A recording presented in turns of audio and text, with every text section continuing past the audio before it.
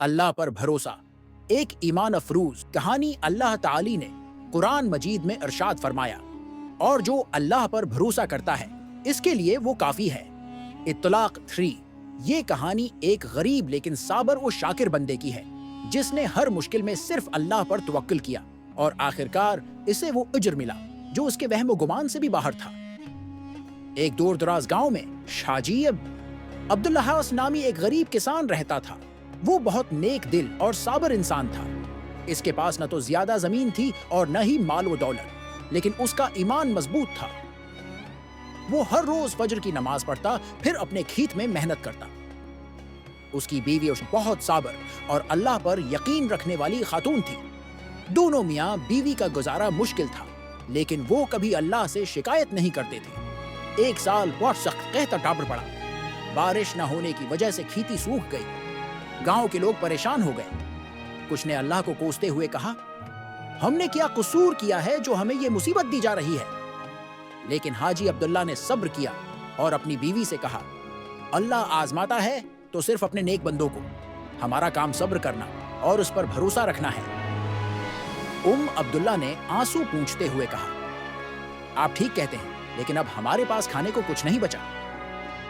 حاجی عبداللہ نے مسکرا کر جواب دیا، اللہ رازق ہے، وہ ہمیں کہیں نہ کہیں سے رزق پہنچا دے گا۔ کچھ دنوں تک انہوں نے درختوں کے پتے اور جڑی بوٹیاں ابال کر کھائیں۔ ایک دن جب ان کے پاس کھانے کو کچھ بھی نہ بچا تو حاجی عبداللہ نے اپنی بیوی سے کہا، آج میں شہر جاتا ہوں، شاید کوئی روزی مل جائے۔ وہ صبح سویرے نکل پڑا۔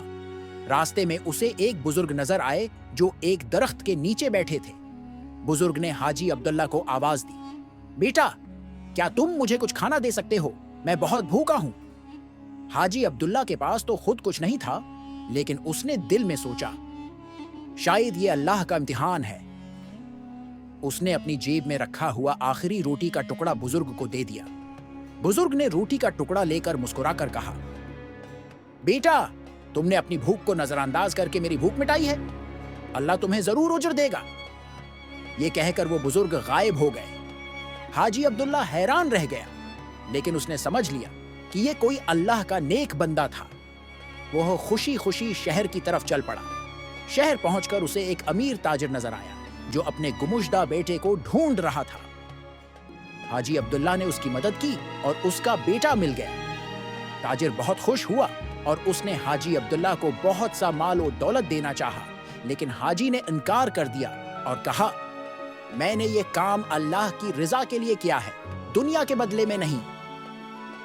تاجر اس کی ایمانداری سے بہت متاثر ہوا اور اسے اپنے کاروبار میں شریک کر لیا۔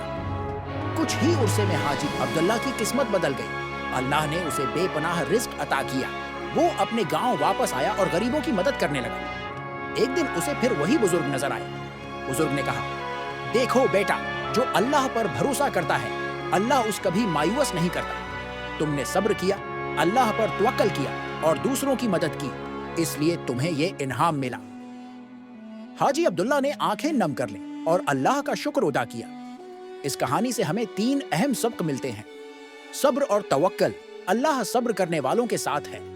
دوسروں کی مدد، اللہ پر بھروسہ، اللہ کبھی اپنے بندے کو بھولتا نہیں، وہ بہترین منصوبہ بناتا ہے۔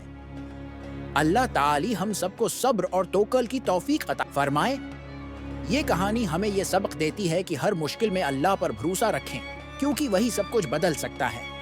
اگر آپ کو یہ کہانی پسند آئی ہو تو اپنے پیاروں کے ساتھ ضرور شیئر کریں۔